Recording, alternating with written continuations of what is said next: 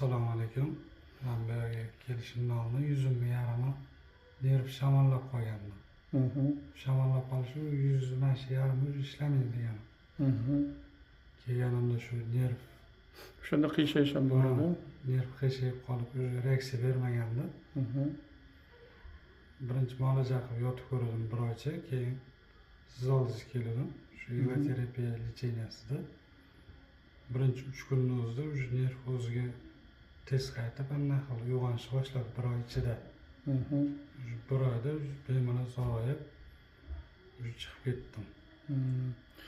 Shunda boyagi bir oy qayerda davolangandingiz? Bir oy shu Tapo'shda o'tganman. Tapo'shda. Shunda o'zgarish bo'lmadi.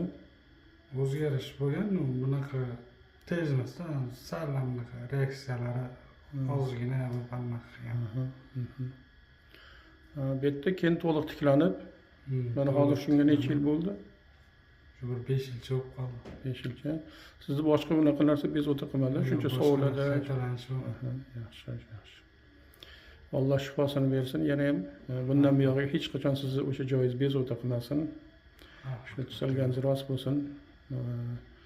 Alloh mehribon zot, shifo berguvchi ham o'shanga xayrli bo'lsin.